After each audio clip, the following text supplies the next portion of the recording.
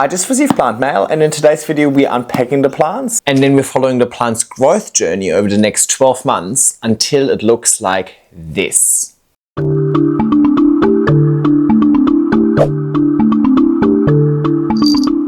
Hello everybody and welcome back to my YouTube channel. Philodendron Spiritus Sancti has kind of been considered the holy grail of philodendron ever since I started with this hobby. And that title used to come with a very hefty price tag. I actually know people in Australia that have purchased a Spiritus Sancti for over $10,000. That was like 4-ish years ago or so, when this plant was still really rare. We have very strict biosecurity laws, so we can't import plants into the country. However, recently this plant has been tissue cultured, so basically mass produced in labs, and the market in Australia has since been flooded, to the extent that I was able to pick up a little tissue culture baby for 35 bucks. So while this plant has been on my wish list for a really long time, the price tag was just never really enticing enough for me to actually want to grow this plant. But when I saw it being really nice and cheap, I had to pick up one or two or maybe three. And that in itself is already a learning. I love staying patient and waiting for the price to come down. If it's a plant that is actually nice to grow and has nice features, then people will want to grow this plant, and eventually where there is demand, there will be supply. So it really worked out in my favor to stay patient, because growing a plant that costs $10,000 would just never be that much fun, especially if we're considering that things can always go wrong. Which is probably a good segue into just looking at the full journey. It's been 12 months of growing this plant, and with every growth journey there's ups and downs. So let's have a look at this plant over the last 12 months first, so we're all on the same page, and then at the end of the video I will address anything that I have learned about this plant. Now what this also means is that it took me 12 months to produce this video, so I've been very patient, not just with getting this plant but also with producing this video. And unfortunately these plants spotlights are some of my worst performing videos. So if you enjoy these, please give the video a thumbs up, leave a comment down below letting me know that these videos are actually of value to you, because if I'm just purely going off views, then this is probably nothing I should continue doing. I enjoy giving the audience the ultimate viewer satisfaction by putting all updates in one video, but obviously that severely impacts the amount of videos I can produce in the first place if each of them takes me 12 months. So please support this video by just giving it a thumbs up, leaving a nice comment, subscribing to my channel. If you can, even share it with other people. Watching my channel, engaging with my content is by far the best way for you guys to support me, and it costs you nothing, but honestly makes all the difference for me and my channel. In advance, thank you so much for your support. I really appreciate it, but let's take it back to Jan from 12 months ago. I just got back from Brisbane, and while I was there, I had plant mail delivered. So let's unpack it and see how that traveled in the post. I ordered it on last week. I think last week Friday. I got a shipping notification on Sunday, and it technically arrived on Wednesday, but I was still in Brisbane, so this morning when I flew in, I then went to the post office to pick it up.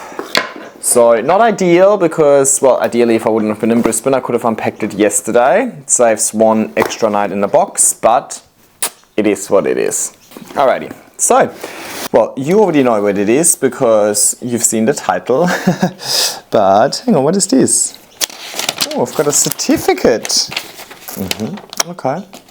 They are some little Philodendron Spiritus Sancti. And while I was there, and you know, to make the shipping worthwhile, I also bought an Anthurium villanarum. Anyway, an Anthurium. Alrighty, so let's unpack this. I'll put the Anthurium aside for a different video, and let's focus on the philodendrons for now. You curious? Did you miss me when I was away, huh?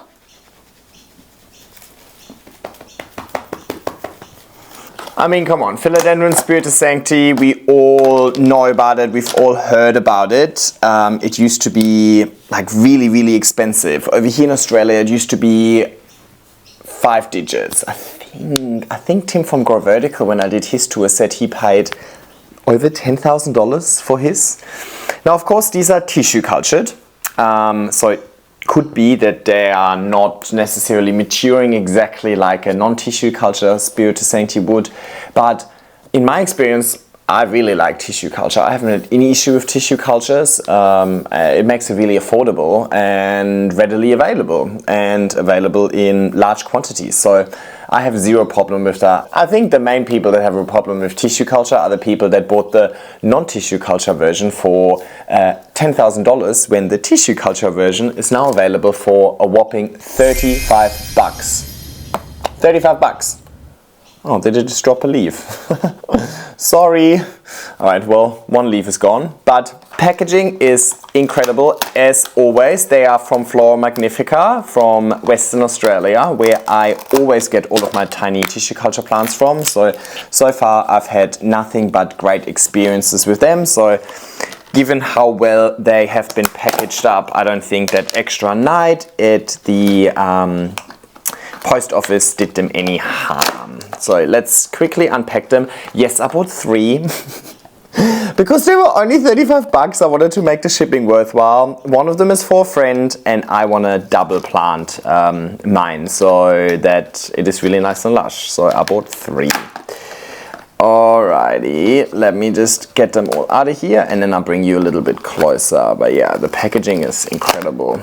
Well done. I know Philodendron Spiritus Sancti has been like really hyped, right? Because it's so rare. And I think it's one of these things, because it's rare, people hype it just because, you know, it's rare and like nobody else has it and so on. I mean, it's not an ugly plant at all, don't get me wrong. Like if I would see it in the nursery, I would definitely think it's a very pretty plant. But it is not all too different, and I know somebody's gonna hate me for this. I personally don't think it's all too different from a Billy or an Atabapoense. When this one was still $10,000 over here in Australia, the Billy and the Atabapoense were readily available in most nurseries. So to me, it would never be worth the price tag, to be honest. I think the only reason why somebody might want to pay that sort of price tag is if they want to get exclusive access to the DNA to maybe make some hybrids, but just to grow it and then propagate it and so on, I think there's too much risk involved in that. Because we all know that eventually these plants that sell for a lot of money, they will eventually come out of tissue culture for exactly that reason. Where there's money to be made, people want a piece, right? People want a piece of the pie. Imagine you are a grower that specializes in tissue culture. Of course you would want to tissue culture the ones that are really popular. And usually the ones that are popular or sought after are the ones that are rare, the ones that are in low supply and so on. Anyway, so it's not a surprise that they eventually came out of tissue culture. I first saw them coming out of tissue culture last year actually. And they were 80 bucks a pop, still really, really inexpensive. They were not worth $80 for me. I don't like it that much, but I'm happy for the plant to prove me wrong and maybe absolutely shoot the lights out. And maybe they would have been worth 80 bucks, but well, even better if I get them for 35, right? All right, let me bring you a bit closer. They all look very similar. I mean, at this stage, they're so small, right? Like you can't really see much. But that's precisely the point. They're tiny. I love getting tiny tissue culture plants and then growing them into large statement pieces. Alrighty, I'm trying to see if there's some roots in there. Couldn't really see anything, so I'll just pop it back. Oh my god, I've already made a mess, but that's okay. I actually learned my lesson and I'm now vacuum after recording videos. Ooh, there's a root here. That's good news. That I'm kind of just squishing. Oops, oopsie, sorry. And last one, let's be very gentle. Can't see anything major here, that's alright. I also don't know if they always grew in these little pots or if they were just put in here for shipping. I'm not too sure. But what I'm gonna do with them, as always when I get my little tissue culture plants, I'm gonna pop them in my IKEA cabinet where they have very consistent, great conditions. It's high humidity, high light, high airflow, high temperatures. But it's very consistent. So I've had very good success in getting my tiny tissue culture babies to grow up in the IKEA cabinet and then eventually migrate them out of there once they get too old. So I will do that. I will also, I bought this for a friend. His birthday isn't for another 2.5 months. So I'm gonna grow this out a little bit so I'm not giving away like something really tiny. So yeah, I'll pop them in there. I'm not going to do anything else to them. I have never had any pest issues with any of the plants that came from Flora Magnifica. I also can't see any pests on them right now, so I'm very confident I can just pop them in there and they will be happy. So I'll do that and I'll catch up with you once there's something to share. Hello, I can't believe it's already been 1.5 months since I unboxed these. Time went by so quickly. I kept really busy with my spring cleaning and so on. So I actually thought, oh my god, I'm real early in giving these plants a repot, but it's actually been 1.5 months already. And I can see some new growth. Let me bring them closer. I do believe this is a new leaf and then it's just unfurling the next one. Super cute and elongated. And let's have a look at the root system. Oh, it's having a hard time even coming out of this pot. Yes, some super healthy roots. Awesome. Another one, also a nice leaf and a new one unfurling. Let's have a look at the roots again. Yes, some chunky new roots here. Wow, look at that. Last one, new leaf, and then the next one unfurling here. Seems like the slowest one out of those 3. But also really healthy chunky roots already. So it is time to pot up these plants, and I actually decided to go against giving them a moss pile just yet because yeah, I think for now they won't climb, but it's actually jeopardizing the way that I want to hang them up in my IKEA cabinet. They're at the very top level, really close to grow light, so they're getting quite a lot of light. And obviously with the moss pile, the plant would be at the bottom of the moss pile, so it would have to move a little further away from the light.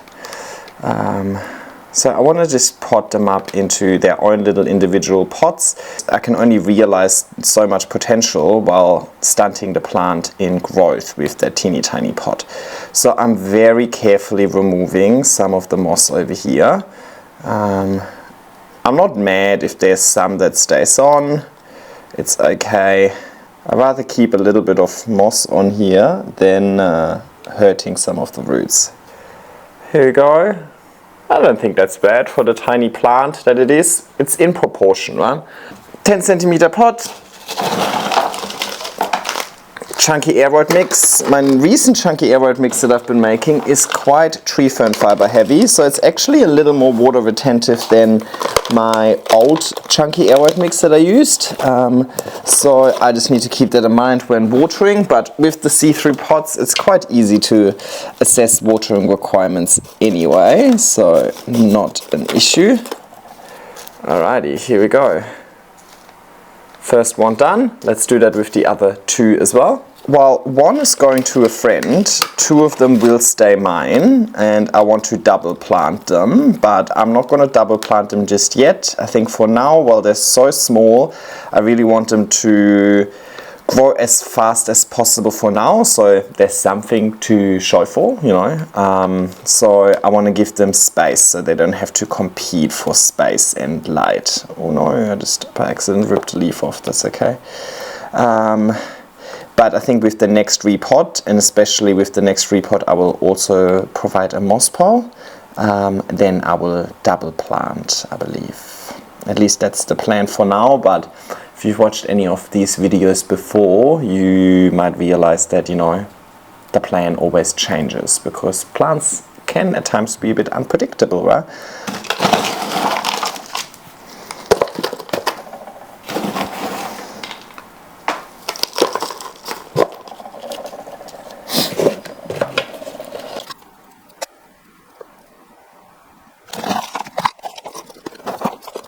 Beauty.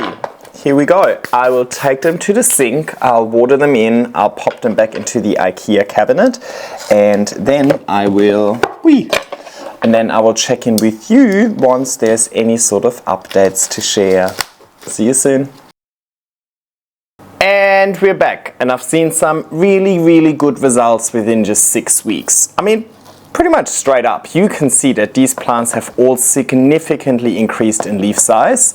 They all, I believe, have grown 2 leaves, around about that, 2 or 3 leaves each. So very good, but Bradley, but let me bring you a bit closer.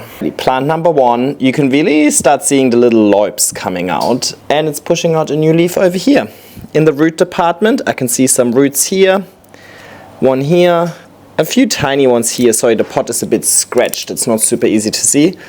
And also I can see some nice aerial roots over here. I just want to make sure that they are making contact with the substrate rather than pushing out of the pot. But easy. Next one, probably the biggest one. Again, you can really see how the Spiritus Sancti features are slowly coming through, and there's already a new leaf on the way over here. In the pot, chunky root here, chunky root here, chunky root here, here, here. So definitely lots of roots throughout. Very happy. And number 3, probably the longest leaf over here. Very, very elongated, very cute. Also a new leaf coming out over here. Roots are finding their way into the pot, expanding over here, here, here, here. Look at that. So really 10 out of 10 at this stage, can't complain, couldn't be asking for better growth. Now we just got to stay patient and I'll keep you updated. See you soon. And we are back. It has been a little over a month, I think 5 or 6 weeks or so, and there are a few little updates to share. I still have all 3 of them, but I will give one of them away to a friend of mine shortly. So this might be the last update with all 3, and I think then we're also in a position to, and then I think, yes, darling. And then I think with the next update, we're also in a position to see what we're gonna do with them. Are we gonna pot them up together? Are we gonna make one climb, one not climb? Or like, I mean, are we gonna give one a support and one let it climb without a supporter? I'm not too sure yet. I suppose I'll see what I feel like when the time is right. But let me bring you closer because there's some exciting stuff happening. Alright, let's have a look. This was the latest leaves. It's actually really, really skinny. I think it has a little bit more inflating to do, but that's not the exciting part. Up until now, the newest leaves, like this one, for example, is the newest one, came out of the petiole of the previous one, right? Which came out of the petiole of the previous one, and so on. Now, finally, I am seeing, and it's really hard, and I don't want to get in there too much, but in this petiole over here, where the leaf came out of, there's also now a cataphyll forming. So going forward, this plant is going to grow via cataphyll rather than out of the petiole from the previous one. And that change in growth pattern is a sign of maturity. So I'm doing everything right with this plant, definitely. Yay! Next one, the exact same. Here you can actually see the cataphyll coming out a little bit more. So also now growing via cataphyll. Very good news. Also, you see some chunky roots. See, these would be good to go into a pole, right? But I suppose at this stage the plant is close enough to the substrate. I can also just poke it into the substrate and make sure it grows into that. Last one, also growing via cataphyll, and this cataphyll is already pushing out a new leaf, right? So now out of this cataphyll, I'll get a new leaf and I get a new cataphyll, and that's the growth pattern going forward. So very good, and these leaves look nice, huh? Again, I tried to take this root. See, it must have gotten like pushed against something. It died, so that's okay. I'll put that in the pot and it can reshoot from there. There are definitely some roots in most of these pots as well, but there's a lot of algae buildup on these pots by now, so it's much harder to show you the root growth. Anyway, I'm really happy with that, and I'm also really happy that all 3 plants are growing consistently, right? So, or like, they're all growing in the same way, let's say, right? So it's not just that I got lucky with one or so, but it seems to be that really the way I'm growing these plants and the conditions in the IKEA cabinet are really suited to this plant. They are at the very top, so are getting the moist light you can get in my IKEA cabinet, and they seem to really enjoy that. Anyway, next time I'll see you, I think we are in a position to repot, put it on a pole, put them together. Not too sure. I suppose we'll find out. And we are back and we're missing one out of those 3. I finally managed to pass it on to my friend. So we only got the 2 left that I'm here to keep. So I think we're also in a position to decide on the future of this plant. But first, let me show you closer. First one is growing this leaf over here. Definitely the longest one it's ever grown. Still growing strong via caterpillar over here. And even sending out these huge roots over here. So, you know, gotta make sure that these make contact with a growing medium, either the pot, or maybe we're gonna give it a pole today. How about that? Second one, similar scenario, right? The roots going everywhere. Also grown one really skinny elongated leaf, like really skinny, and still growing via caterpillar over here as well. So overall, quite happy with their progress. You can also see, I mean, they are definitely climbing a little bit. They both have climbed about this much, which obviously isn't a lot. Very short internodal spacing, but it is definitely wanting to climb. So I think I want to give it a moss pole today. Let me also take them out of the pots. The medium is still fairly fresh, right? Like it hasn't been that long since I potted it up. So I'm just gonna free up the root ball a little bit, but I'm definitely going to repurpose this aeroid mix. The reason why I wanna free it up a little bit is because I actually wanna combine these 2 in one pot today. I want to create a really lush display of this, and I don't need 2. Of the same plant, right? If I pot them up together, they won't necessarily take up twice as much space, right? They'll probably still take up pretty much the same amount of space. It will just be lusher. There will just be more leaves in the same space. You know what I mean? So that's why I'm removing a little bit of the substrate so I can squeeze them into the same pot later. Roots are looking very good, very healthy. I think it very much appreciated that tree fern fiber heavy mix. I actually let it dry out a lot once since the last update by accident. The IKEA cabinet is so overgrown by now. And I mean from the outside, like I have so many plants in front of the IKEA cabinet, I literally sometimes forget the IKEA cabinet is there.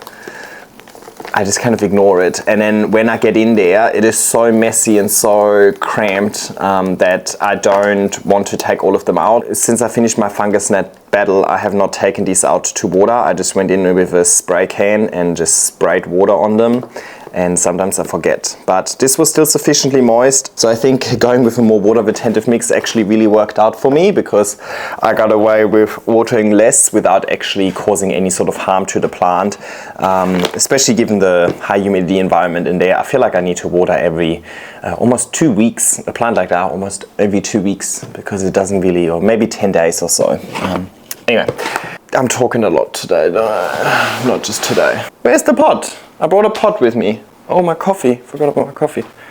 Let me explain to you what I want to do. I want to give this a moss pole, a grow vertical moss pole with the plastic backing, because this plant is going to have long petioles, long leaves, gonna take up a lot of space. So I want to use this sort of D-shaped moss pole so that all of the leaves are just on one side and facing one way. So basically the plant is only gonna grow on 180 degrees of the pot, not 360. So I'm saving a little bit of space, similar to what I've done with my Ring of Fire, for example. So probably best to put the pole together first. This is definitely like a repurposed one. I've used this before for something. I just cleaned it actually before I put it together. Let me do that one thing first. I don't need it to be that tall. I want it to go back into the IKEA cabinet, so height is going to be an issue. But I know this plant isn't gonna climb very fast. It's going to climb very slow with very small internodal spacing, so I reckon I'll do it to here. So it gives the plant enough room to grow for now, and it gives it a moss pole, it gives it a support, it gives it all of this jazz, but it's not taking up that much space for me, so I hopefully can fit it back into the IKEA cabinet. And you know what, at a later stage I can still always go ahead and just extend it again, right? Like, these poles are modular. People often ask me like, hey, what do you think about this type of moss pole? What do you think about this moss pole, and so on? at the end of the day, they're all vertical supports and they should all work. But if you buy a moss pole that is very, let's say like forever, right? You have one of these 3D printed moss poles that has one sort of shape and form and you're not supposed to like mess with it, then you don't have all of this flexibility. This one is just a piece of plastic in the back and a piece of mesh in the front, and I get to decide how wide, how tall, how everything, right? I get to take it apart, chop it up and put it back together whenever I need, in whichever way it suits me, the plants, the position and so on. So I think that is something to keep in mind. Don't limit your flexibilities by purchasing moss poles that are too rigid, that are too one use, you know what I mean? AKA stay away from anything 3D printed. It's not a bad thing that you have to put these together, because it means that you can also take them apart. Yeah, I think functionality is the most important here, more important than having to spend 3 minutes in putting these together in the first place. Because literally that's what it was. That was 3 minutes. It wasn't even enough time for me to finish my rant about shitty moss poles. Clearly they must be designed by people that are not actually using them and or have been using them for a whopping 3 minutes. That's what I appreciate about Grow Vertical. Nothing in itself about these poles is unique, but what is unique is that Tim has tested these for years, or used them for years before he made them commercially available. The whole reason why he's like, and they're linked in the description by the way. The reason why he started selling them is because he wanted to make them for himself, because they actually have great functionality, but the products that he had to source to make them for himself were much more affordable in bulk. So he bought them in huge quantities, and then to make some of the money back, he started selling them, right? So first and foremost, it was a solution that suited him as a grower, and he then also made it commercially available. I see a lot of moss poles where I just know the person selling them is not necessarily using them themselves, or has only ever used them with like one plant for 2 months. I think it's more like, oh my god, this is easy enough. I know how to 3D print. I seem to be able to make some money in that space. Let's do it. That doesn't, you know what I mean? I think money is the motivation rather than functionality. Okay, rant over. Let's have a look. I might also need to remove the bottom part of this that's in the pot, just so I can actually fit the existing root ball in, because it's already quite established. Like so. Let me actually fill it with moss first. That makes life a little bit easier for sure. And I want to fill this quite densely with moss, like not too dense so that there's no aeration, but definitely so that the mesh at the front is kind of bulging out a little bit. Moss is what retains the moisture. The more moss you put in here, the more water retention, the less often you need to water it. And I'm definitely enjoying the lazy approach in my IKEA cabinet recently. But if you make it too dense, also there's not going to be aeration. Roots actually really appreciate aeration, so you don't want to make it too dense either. As with most things in life, a healthy balance goes a long way. Now that I made up room for the roots over here, this might be more obvious now. See how I can just now fit the root ball in that empty part, and the plant will stick onto the moss pole. People often ask me, what part of the plant do I put on the moss pole? Like, which is the right way, which is the wrong way? Now, there isn't a right or wrong way, technically. This plant grows 360 degrees, or could grow 360 degrees. But because of the consistent light exposure from the front, this plant has grown towards the front. So now it's really obvious to see where the back is. But that is because I grew it that way. That's not innate in its biology, if you know what I mean. So that also means that you can do it the other way around. Whichever way you put it on a moss pole, the leaves will start facing the other way. So I don't think you need to overthink it. It's not like that with every plant, right? For example, Monstera dubia definitely has like a distinct front and a distinct back, but this one grows leaves and roots 360 degrees around the node. So whichever part of the node is going to touch the moss pole will grow roots. Easy peasy. Let's have a look at the other one, just to confirm our learnings. Again, quite clearly, all of the leaves are facing this way, which makes this the back of the pole. You can see these sort of roots. This root could have already gone into a moss pile if I was a bit earlier. I clipped this off, but I'm just gonna pop it on here like this. Easy. I feel like I'm talking double speed today. I don't know. I'm so keen. I'm so excited to finally get this done. I'm gonna film a lot today. I'm gonna edit. I'm so motivated at the moment. Who am I and what has he done with chilled Yanni? Let's just pop them on here first and then we'll sort out the leaf situation in a second maybe. Pretty easy. I'll just pop them on here.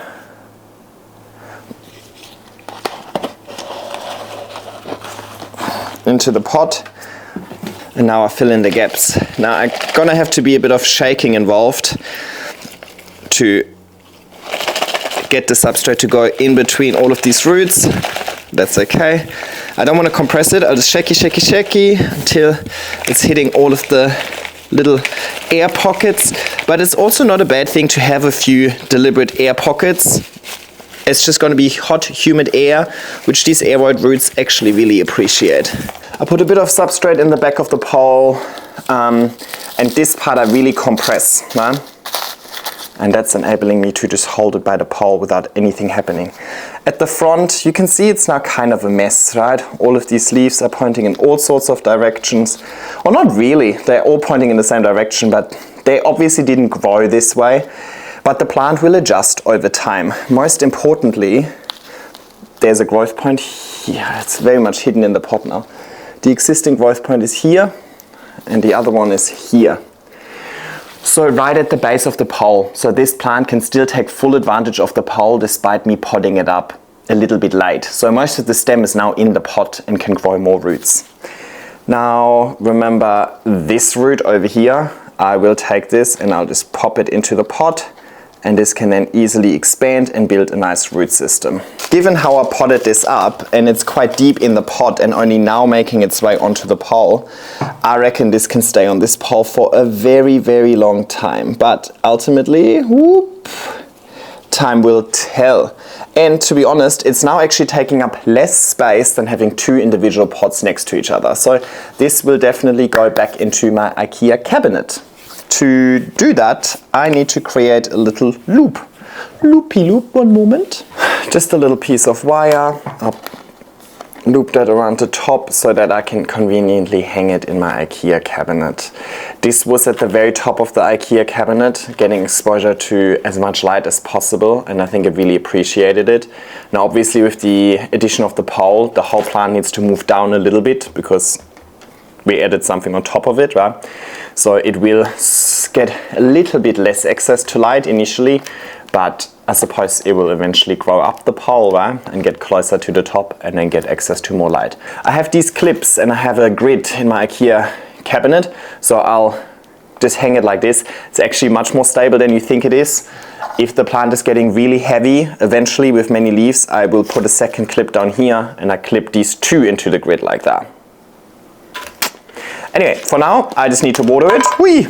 I need to fit it back into the IKEA cabinet. I'll actually repot a bunch of plants today, so the whole cabinet needs a little revamp. And we'll see each other soon. Bye! I feel like it's like a little handbag. It's better than a handbag. It's a Philodendron Spiritus Sancti. Hello and welcome back. It has been 2 months since the repot. I can see root growth within the pot. Let's see if I can counteract the glare. I think I have learned if I just hold it up here, the glare is less. Oh, but now it's dripping water on my carpet. Well, can't have everything. Definitely at least 2 or 3 chunky roots that have grown into the larger pot. I can't really see any root growth in here, but that's okay. The other thing I've noticed is there's a lot of algae, and I think this is some sort of moss or lichen, or I don't know what this is, but it has grown a lot just on this pole, on no other pole.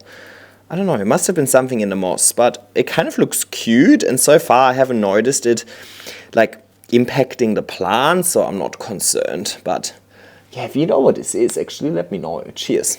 Plant. They are still quite far away from the pole. See the growth points here, and the pole is here. Now that is not ideal. I would love it for it to grow into the pole a little bit more. So I was thinking maybe I should just start cable tying them a little bit. But then at the same time, they're in such a high humidity environment, it doesn't really matter if they touch the pole just yet or not. As long as every root makes it into a substrate, the pot or the pole, I don't really care. But at the same time, I feel like it could bring the plant a little bit closer to the pole, so reducing the forward spread. My biggest concern, can you see it? My biggest concern with plants in the IKEA cabinet is that the light, there's one light at the door over here, right? Plus there's the door. So if they're spread too far forward, they're touching the door. It's not good if the leaves touch the door, because the door is, because that's then causing fungal issues and so on. The leaves haven't really increased in leaf size much. I think this is the newest leaf. This one, I can't really see anything, but that's also okay. I think the plant is working on root growth first. And I have decided to, yes, cable tie the plant to the pole after all. And I mean, often I use my little U-shaped wires for this. I don't have any left, and I can't find the wire to make new ones. But also, I think this plant is a little bit too strong and would actually push the U-shaped pin out. So the cable tie should be a little bit, should give me a little bit more leverage. Now, really important, I don't want to make the cable tie really, really tight. There's definitely a little bit of space there. I'm sure you can see absolutely nothing, because the stem might expand and get a little bit thicker over the next few months. And then I don't want the cable tie to suffocate the stem. Oh my god, I can't see anything! So dark. Today is such a dark day, it really feels like it's winter. And even my filming light is not helping. That was a chaotic update from my end. Fair enough, that is okay. We'll survive. And we'll see each other soon. Bye. And beautiful, here we are. Let me show you the plant a little bit closer. Alrighty, so we've got a few newish leaves. This one over here, for example, it also has like a weird curve to it, but it's fine. Now, the curve is not the issue. Can you see all of these markings on it? I hope you can. This is such a clear sign of thrips damage. Over here as well, the yellowing. In the back, you can see it kind of being a bit rusty red. That is thrips. At the top over here, on this leaf, you can actually see the thrips. I hope you can see that. I hope the camera picks it up. They're teeny tiny, but these little brown dots over here where my finger is, that's thrips. Oh well, I thought I got rid of them. Clearly, I did not. But there are also 2 new caterpillars over here pushing out new leaves, so that's good. You can also see a bunch of roots over here in the pole, despite the pole not being see-through, but you should still see them. And there's a bunch of roots in the pot here as well. But actually, the pot is mainly just dirty, so actually not as many roots as you might think. Oh well, glad I had a good look at it. What you also might be able to see is that a lot of these leaves have like a little residue on them. Now, I'm actually not 100% sure what it is, but I'm just going to go ahead. I just got a glove over here. It's just water. I'm just going to give these leaves a little wipe to hopefully just remove the cosmetic look of these dots. I was first thinking maybe it's because maybe it's a result of pest treatment, because I had to treat this plant for thrips a few times. Obviously not very successful, but it's not the only plant that I've done pest treatment with, and this is the only plant that really has these dots on it. So I was thinking maybe it's actually the plant itself. Maybe it's extra Philodendron producing little sugars. So I don't really know, but I'm just going to give it a wipe with some water and see if that helps or not. And obviously on the back of this video, I will also take it outside and give it another spray of contender spray, which is what I've been using for thrips. And usually it's quite good, but quite clearly over here, I might have just not been diligent enough to really eradicate the thrips, which is the first learning. This plant seems to really, really like thrips, or thrips seem to really like this plant, which is Not ideal. I would rather have them not like this plant, but I have historically had an okay time getting rid of thrips with contender spray. Now, I don't know if it's available everywhere in the world. I know in different countries, especially Europe, has really strict rules around what you can have and so on, but it's available over here, and a lot of people in Australia have recommended it to me.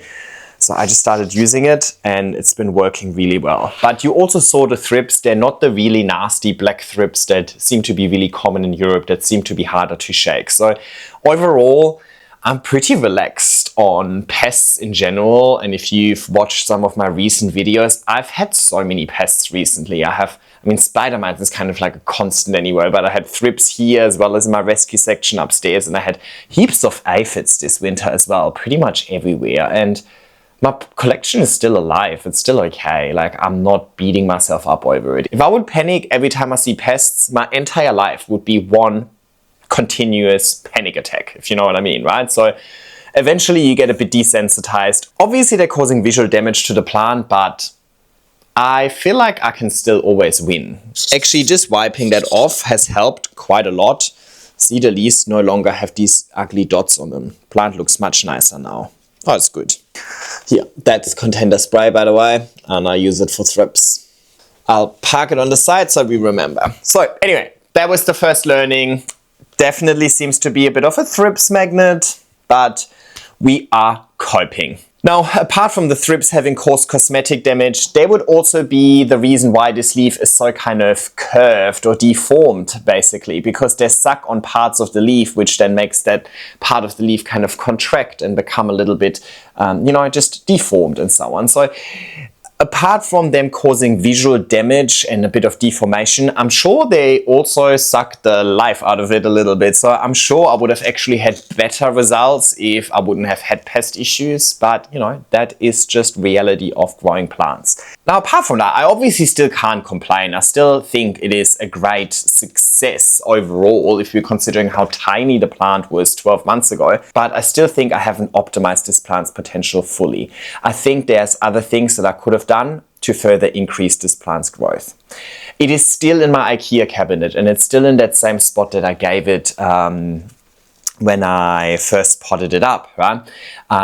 But by now it is so large that all of these leaves are actually pushing up against the front door.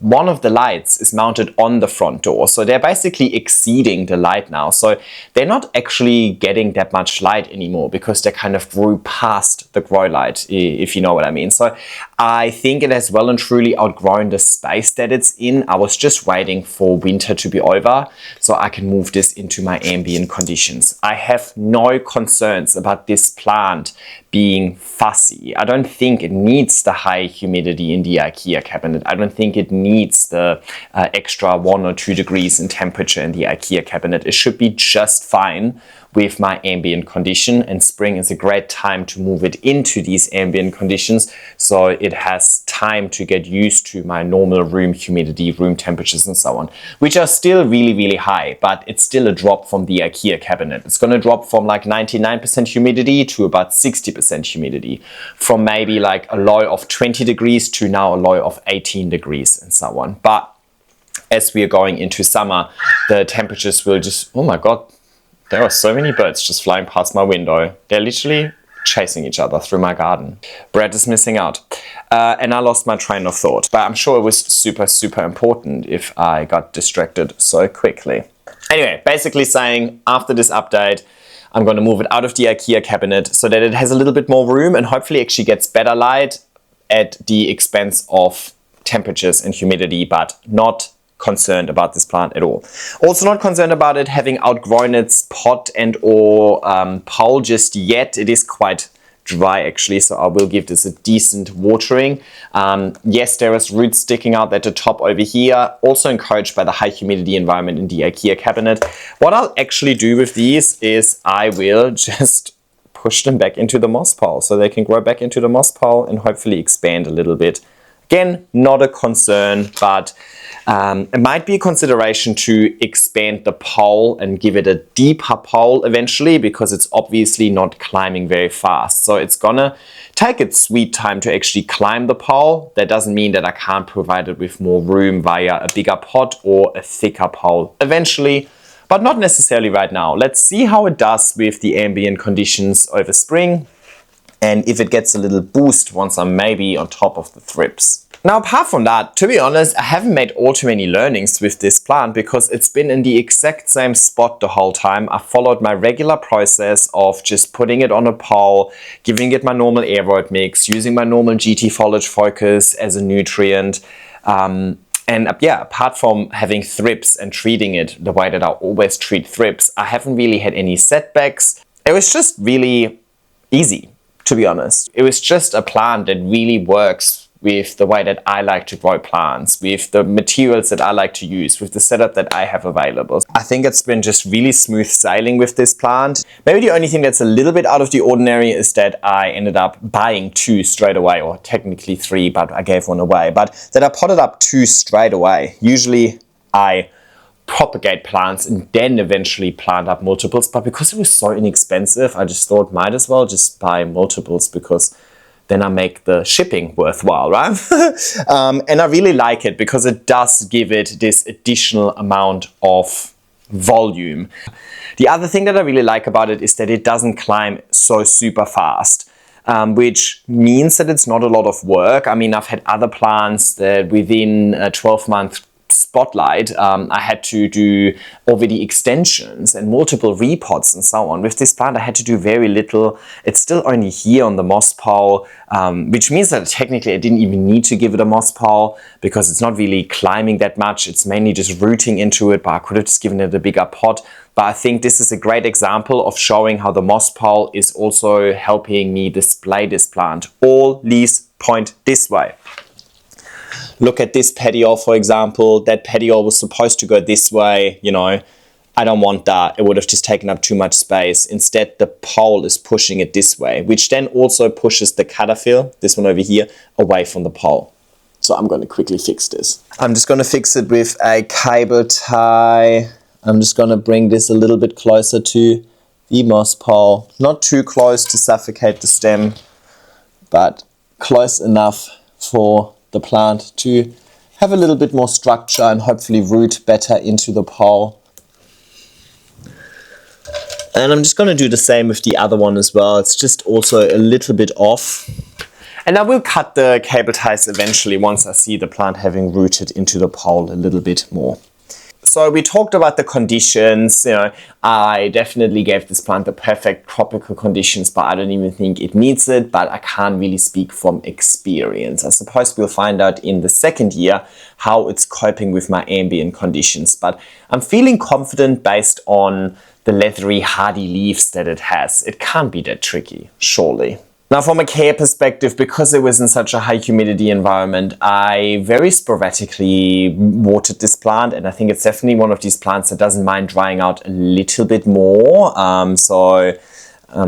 mean, it actually dried out so much that even a lot of these little like ferns that used to grow on the pole dried and died off. Now they're coming back because I've been better at watering recently, but I did let it dry out quite a bit in between, and the plant didn't seem to be too fast. And when I water, I do provide my normal GT Foliage Focus with my watering. So really stock standard process for me over here. And that is somewhat surprising because I think there's like this misconception that if a plant is rare or really expensive, that it must also be finicky, but quite clearly it's not. So I'm not too sure why this plant was ever so expensive. I think it was just artificially hyped up because people wanted to find something to hype up. And maybe the name was just really enticing, you know what I mean? Like Spiritus Sancti sounds kind of royal, so maybe just people took that name and just like, oh well, if it has such a royal name, you know, then must be really fancy. I'm not too sure why it was ever so expensive, but this is like the poster child of don't buy into the hype. It is a beautiful plant, but it's not like $10,000 beautiful, right? Even when this was still $10,000, there was alternatives available that were much cheaper, like in Atabapuense, you could have bought for like $50 instead of $10,000 and so on. So I think this is a great learning for hopefully all of us, whereas it's like, just because a plant is really expensive and hyped up at the moment does not mean that it's actually worth it. Just wait a little bit, wait until the hype has died down, and then look if you actually still like that plant or if you just liked it because of the hype. And then you can also buy it at a much cheaper cost, and most likely you'll enjoy the journey more. So really focus more on the growth journey. Are you really going to enjoy looking after a plant, finding pests on a plant that costs you $10,000? Or are you just after this plant because you think that you must have it because it was hyped up on the internet? If it's the second, good luck to you in this hobby. But no judgment, of course. Anyway, I better wrap it up, treat this plant for thrips, give it some water. But I would love for you guys to leave a comment down below letting me know a plant that used to be really, really expensive, that you had on your wish list for a really long time, but you stayed patient and you were able to get it at a really good price. Mine is definitely this one and an Obliqua as well. Obliqua also used to be like $5,000 and I ended up getting one for $28 after they came out of tissue culture. So those two are definitely plants that I've always had on my wish list, and I'm so glad I stayed patient. You let me know in the comments down below if you have one of those plants as well, so we can celebrate each other's patience. And while you're down there, give the video a thumbs up and subscribe to my channel as well, and hopefully I'll see you in my next video. Bye!